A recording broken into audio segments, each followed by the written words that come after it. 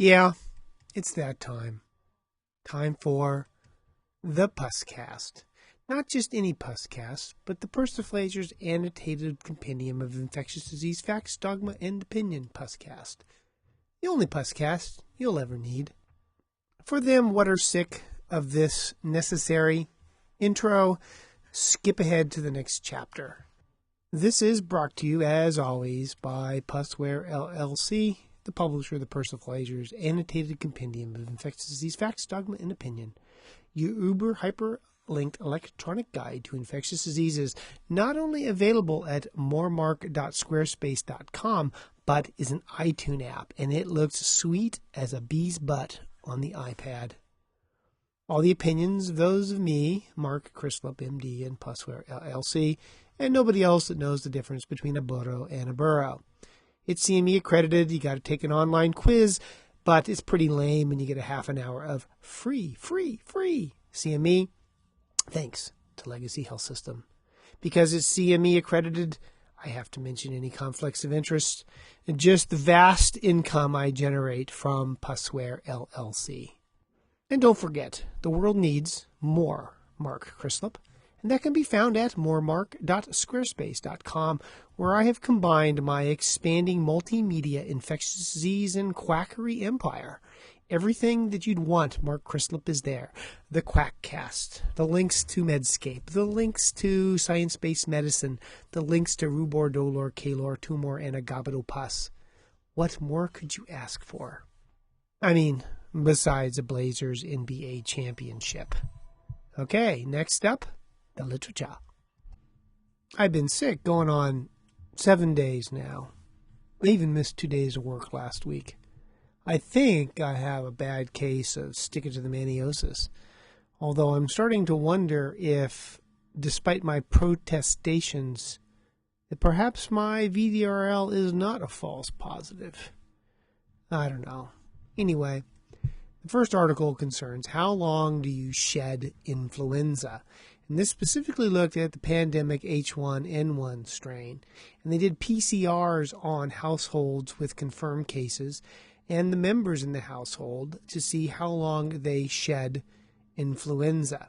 And it turns out that even those who were defervesced were still PCR positive up to day 8, with 74% being PCR positive on day 8. But more importantly, because it shows viability, 19% were culture positive at day 8, despite being afebrile.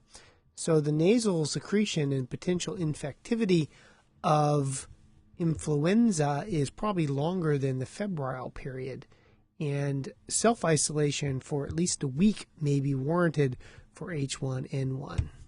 And that's the problem, of course, is there's a difference between being able to grow something and how infective it is in someone who's otherwise asymptomatic. So how much this correlates with actual infectivity is not noted in the study. Now, we all know how evil television is, especially if you're a presumptuous yuppie type who doesn't watch television. This study looked at the outbreak of 2009 influenza A H1N1 in a school-based outbreak in New York City. It was published in Clinical Infectious Diseases. And they basically did the epidemiology of influenza in the school to see who got it and who didn't. And the big surprise was that, quote, watching television with the index case patients was a risk factor among parents and siblings for developing influenza. So just though you thought that TV was going to rot your brain and ruin your vision, it's also going to help transmit H1N1 and kill you. TV, dangerous. Maybe I could vaccinate my television. I mean, I've heard of YouTube videos going viral, but that's ridiculous. So the flu season is almost over, as is vaccination season. Of course, with the 1976 swine flu, people worried about Guillain-Barré with the vaccination. I know it's Guillain-Barré. Je préfère the accent française, mais oui, oulala, tout de suite. Anyway, we now have data from the CDC about the incidence of GBS associated with the vaccine. Remember, association is not causation. But they had 62 cases of GBS that were related to the H1N1 vaccine. They also had 51 cases in 2009 that were associated with the regular flu vaccine. So for this last season, that puts the rates at about 6.2 cases per 10 million H1N1 vaccines and 10.6 GBSs per 10 million vaccines with seasonal flu. Now, that is all the GBS noted, and the incidence of GBS in the general population each year is somewhere between 54 and 134 cases per year. So this rate is somewhere around what you'd expect with the background noise from GBS. And most of the cases occurred within 2 weeks after receiving the vaccine. Now, again, is this causation or association? The two are very, very different unless you practice acupuncture. Suffice it to say that overall, the rates of GBS associated with the vaccine are barely above that, if at all, with what you'd expect to see naturally for GBS, as other things such as Campylobacter infections are associated with the development of Guillain-Barré syndrome. And the benefits of the vaccine still outweigh the risks of the vaccine, much like seatbelts and airbags. 50 people die every year from airbags. That's not a reason not to use airbags. Or listen to airbags, for that matter. Deciding what to do in medicine comes from the accumulation of studies, some good, some bad, some ugly. And eventually you decide, the data supports or doesn't support a given practice. How about surgical masks for the prevention of influenza?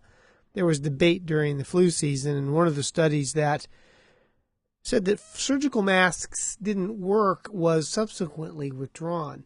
This was an observational study out of Singapore, where they looked at the source of influenza in their healthcare workers, and what they used in their hospital was surgical masks combined with all the other standard care for the prevention of the nosocomial spread of influenza. They found that none of their healthcare workers who cared for H1N1 patients acquired infections from them, and that those healthcare workers who did acquire H1N1 got it from a community or social exposure, not work-related exposure. So that in this Hong Kong hospital where surgical masks were de rigueur, I love that French accent, don't you? For the prevention of H1N1, they had nobody getting the disease who wore surgical masks. It's always a problem in the studies that look at efficacy is trying to determine if the source of the influenza is nosocomial or if it is extra-hospitally. Yes, the opposite of nosocomial is extra-hospitally. But it would appear to be another piece of information to suggest that surgical masks, when combined with the rest of standard infection control practice, is enough to prevent healthcare workers from getting H1N1. It's Darwin Award time, kinda, sorta. For those of you who are unaware of the Darwin Awards, it's a tongue-in-cheek award given to people who kill themselves from stupidity before they have a chance to contribute to the gene pool. Now, currently, mumps vaccinations are markedly decreasing in some parts of the world, and as a consequence, they're having outbreaks of mumps. The big place has been England because of Dr. Wakefield's article on MMR and autism, an article, by the way, he basically made up. But they've had, since 2004, 56,000 cases of mumps. What does that mean? Well, 56,000 potential cases of orchitis. They point out that thanks to all these cases of mumps, there's indubitably been cases of mumps orchitis as well, and subsequent decreased fertility, or what they like to refer to as abnormal sperm, as a complication of having mumps. They estimate that about 13% of patients who have orchitis will have fertility, kind of the same thing when you think about it, as well as 30 to 50% of mumps orchitis will result in testicular atrophy, either unilateral or bilateral. There's now also a mumps outbreak going on in the U.S. Northeast from an index case that came to the United States from the United Kingdom. So there's been multiple cases of mumps there as well, and one would suspect some resultant decrease in fertility as a result. This is not truly a Darwin Award, and it should have been the parents, not the kids, who suffer from the infertility. But it is a form of Darwin Award in that they are no longer able to contribute their parents' stupid genes into the gene pool. You know, the model of this podcast is no good deed ever goes unpunished. Now, we're giving all these kids the chickenpox vaccine. As a consequence, people are not being exposed to wild chickenpox and having their titers boosted. Yeah, my kid had a case of chickenpox, and I'm immune, but when I got exposed to his chickenpox, my titers went up, making it less likely that I would probably develop zoster as time goes on. Now, one of the problems because of the vaccine is older folks are not getting that boosting. And it was estimated that for the first 30 to 50 years after the introduction of the varicella vaccine, that there should be an increase in both zoster cases and subsequent morbidity from zoster. And that is now seems to be holding true in a population of veterans. And in looking at the cases of zoster, i.e. shingles, in the veterans population, they found there were 3.1 episodes per 1,000 veterans in the year 2000, and it's now 5.22 in the year 2007. And this increasing rate is seen for both men and women, and primarily people over age 40. So probably the prediction that we're going to see more zoster is coming true, and emphasizes the importance of giving the zoster vaccine to the elderly so that they don't get zoster by boosting their antibody. Of course, as long as we keep pushing ahead in the vaccine, in 100 years, no one will get chickenpox or shingles. Instead, they'll be getting measles, mumps, rubella from people not getting the MMR. Again, it rains. What happens with rains? The water washes from the fields into the river. What's in the fields? Animals. What's in the animals? Piss. What's in the piss? Leptospirosis. So after heavy rains, you get leptospirosis increasing in the local lakes, ponds, and rivers.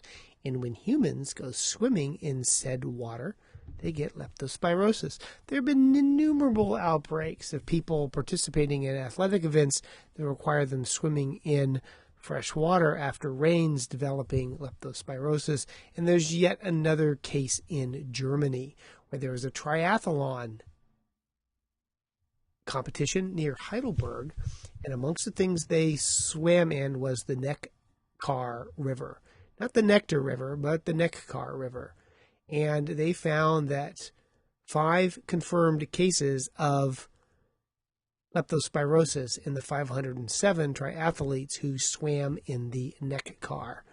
The major risk factor in this particular case was open wounds, and other studies have shown that accidentally drinking the water as you're swimming in it is also associated with the development of leptospirosis.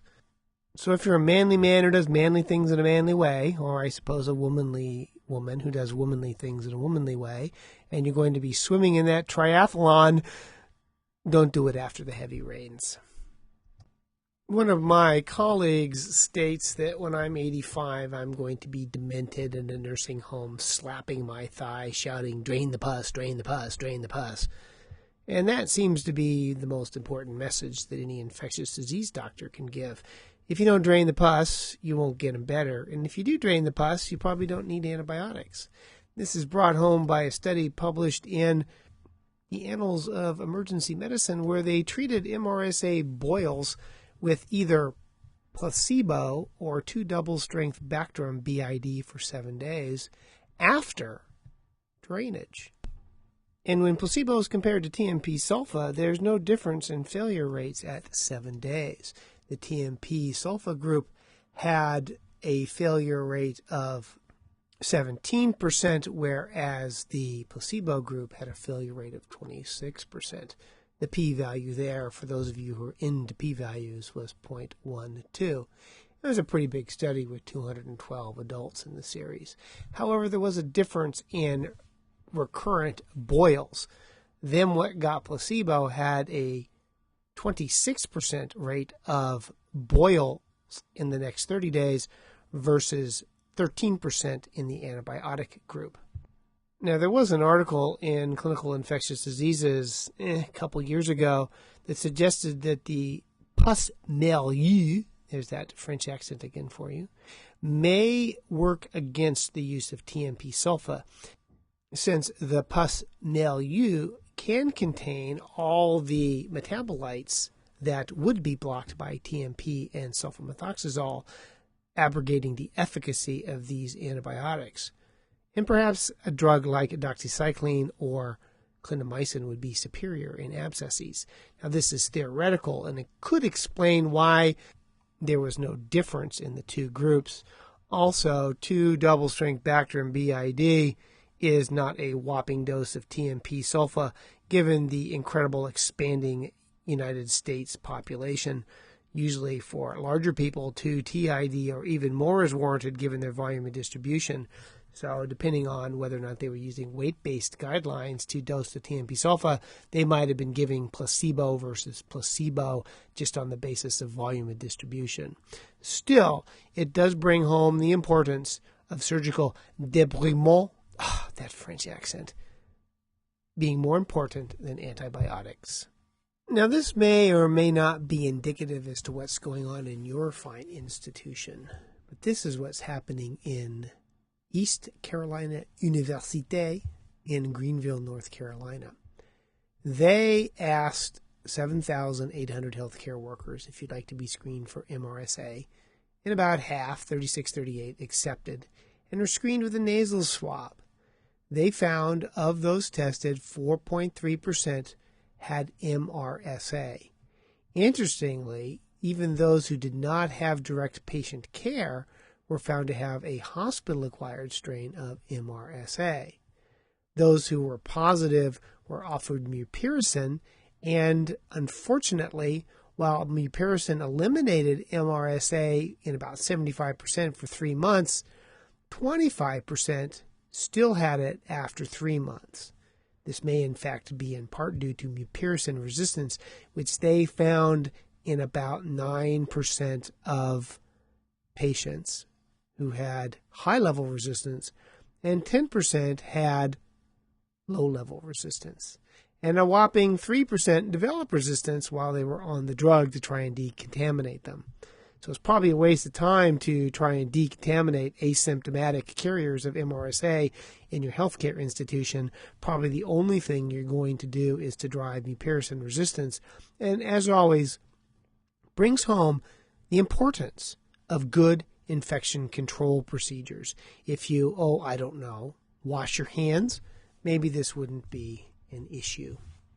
Now, whether or not this is true in Portland, Oregon, or Portland, Maine, or any of the Springfields in the United States, I cannot tell you, but I would feel reasonably confident in saying this is representative of the world at large, although I prefer the Modest Mouse version. So there were 3 pneumonia articles out of interest this month. The first was a study out of Dutchland, which looked at the risk of pneumonia and the use of antipsychotic drugs. They had old people, these are all greater than 65, and they found 256 cases of patients with pneumonia and matched them with 1,686 controls. And they found a significant association between the use of antipsychotic drugs in the elderly and the development of pneumonia. Also, the more antipsychotic drugs, be them typical or atypical, the patients got, the increased risk for the development of community-acquired pneumonia. And the pneumonia was fatal in 25% of patients who developed it. So this is an important risk factor, evidently, for the development of pneumonia in the elderly. And we like to keep our elderly people calm by giving them antipsychotics.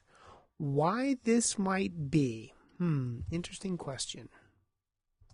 The authors postulate, and I will quote them here, the anticholinergic effect and H1 receptor blocking effect of antipsychotic drugs have been proposed as alternative explanations for the occurrence of pneumonia.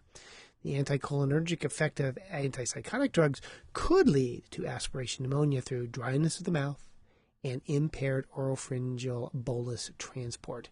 Sedation, as a result of H1 receptor blocking in the central nervous system, is a well-known cause of swallowing problems, which could facilitate aspiration pneumonia. Our study supports the antihistaminergic hypothesis. End quote. And it just goes to show you, whenever you mess with the elderly, you run the chance of killing them. The other two articles, which I should probably just toss in the hodgepodge section, show that if you have pneumonia and hypoglycemia, your risk of mortality quadruples. And that's not the bypass you're going to get. So, low blood sugar, bad outcomes with CAP. The other article looked at mortality in patients after pneumonia compared to those who didn't. And if you develop pneumonia, your mortality rate in the next year goes up. It's bad to get pneumonia. Why would this be? Well, we've talked in prior podcasts how infections are a pro-inflammatory, pro-thrombotic state. Strokes, myocardial infarctions, pulmonary embolism all go up in the time after an acute inflammatory response like pneumonia and urinary tract infection. They don't mention why the patients died, but they are at increased risk of death if they do have a pneumonia. This is why I hypothesized in part that probiotics are going to lead to increased strokes, heart attacks, and pulmonary embolism in people who chug-a-lug foreign bacteria all the time. Remember, you heard it here first. The classic azole antibiotics to cause hepatitis has always been ketoconazole, and for that reason it's not used much anymore. It's quite hepatotoxic, or should I say hepatotoxic. But other agents can be hepatotoxic as well, and this study examined the hepatotoxicity of antifungal agents, and some of the results were surprising to me. Of the drugs out there right now, itraconazole was associated with the highest discontinuation secondary to hepatitis at 18%. Voriconazole accounted for 9.5%.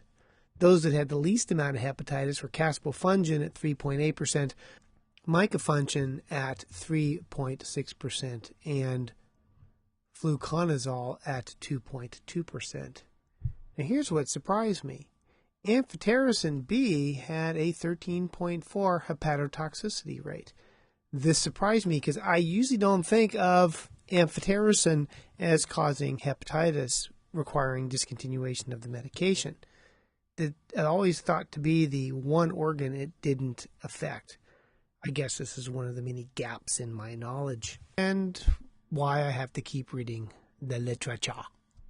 This study was based on a meta-analysis of 39 studies involving 9,000 patients receiving therapy for invasive fungal infections or persistent febrile neutropenia. Take-home message is amphotericin is more hepatotoxic than I thought, but watch for it if you give patients itraconazole or voriconazole. You see, everything is infectious diseases. I mean, all the other subspecialties are just subsets of infectious diseases. Take this, for example. There is a variant of a single nucleotide polymorphism in the human gene FCGR2B that destroys the function of an inhibitory FC receptor, and it plays an important role in immune regulation. People that have this variant have an increased risk of developing lupus. But why did they develop this? Well, it also turns out that people who have this mutation also are protected against severe malaria. People who were homozygous for this mutation in Hong Kong and Caucasians in different areas had an increased risk of developing lupus. They also then looked for the same genotype in 998 children in Kenya, and found that it was protective against severe malaria. Quote, it demonstrates that a genetic variant that predisposes to SLE protects against malaria, providing an evolutionary explanation for retention of the variant in the gene pool and for ethnic variation in its frequency. So why do you have lupus? Because your forebears had malaria, or at least were exposed to it. God, infectious disease is so cool. It's hodgepodge time. It occurred to me, what the hell the good is having GarageBand if you can't throw in the occasional lame sound effect? And so hodgepodge is the part where I don't bother to put references in. So take it or leave it. You can Google it yourself. Vitamin D supplementation in the child decreases the incidence of influenza A in the winter.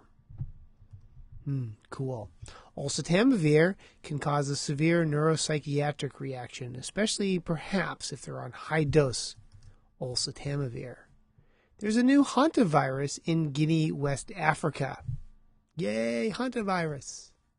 Interestingly, with West Nile disease, there's been a decrease in neuroinvasive diseases between 2002 and 2008, according to the CDC.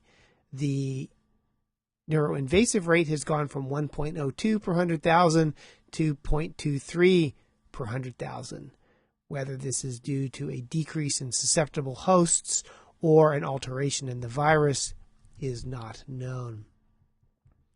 Use of prenatal protease inhibitors does not increase the risk of preterm birth in HIV-infected women. Although there have been studies to suggest that in the past, this CID article says, C. difficile is found in about 2% of ground beef in France, but only if it's been vacuum packed.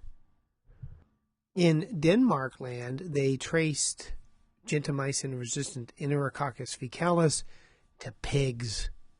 First hepatitis E, now resistant gentamicin enterococci.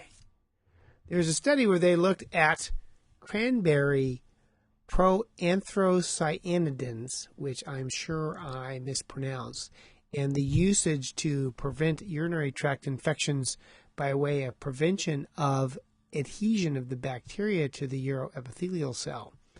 They found that standardized cranberry powder was good at protecting bacterial adhesion and virulence in the urinary tract. And the more of this you took, the better the outcome. So if you're going to get efficacy from cranberry, that may be the mechanism. There was a study years ago that suggested that that was the mechanism because cranberry juice prevented the adherence of E. coli to uroepithelial cells. The problem with that study is they didn't passage the cranberry juice through the human being first to trial it. But it may be a benefit if you can prevent the E. coli from binding. And finally, a study in Germany looked at imported and traveling dogs. Yes, the Germans like to take their animals on vacation with them. And what the dogs brought home were infectious diseases. They found evidence of a wide variety of infections in both traveling and imported dogs, including Anaplasma, Borrelia, Rickettsia, Bartonella canis, Leishmaniasis, E. canis, all from animals that went to the Middle East and Mediterranean. So it's important that if you take your dog with you on vacation, please autoclave it upon entry into the United States. Okay, I won't autoclave the dog. Picky kids. So, that ends yet another exciting Puscast. See you again in 2 weeks. This was the Persiflager's Puscast to review the infectious disease literature with commentary. References, of course, are on the website, moremark.squarespace.com. Now CME accredited. Now that you've listened to this babbling, take the online quiz and get a half an hour of free CME. Thank you, Legacy Health System. Don't forget my expanding multimedia worldwide empire. There's not only this Puscast, there's the Gallet O Puscast, there's the Quackcast, there's Rubor, Dolor, Kalor, Tumor, my infectious disease blog over at Medscape, and Science-Based Medicine, where I pontificate twice a month on all things scam. And of course, my iTunes app. If you have purchased it, thank you. You are a god or goddess among humans. But please, as in the case of everything I do, write me glowing reviews on iTunes. I can't tell you how much that means to the growing multimedia Mark Crislip empire. And as always, the music is by my son when he was 12, which is now 5 years ago, improvising on the guitar. It's copyright 2010 under the Creative License Comments. You can email me, but the odds that I'll ever reply are minimal. I can either work on my multimedia empire or answer email, but I just don't seem to have the time for both. And finally, thank you as always for this most interesting consultation and allowing me to participate in the care of this most difficult and challenging case. I will continue to follow along with you. Thank you. In dictation, goodbye.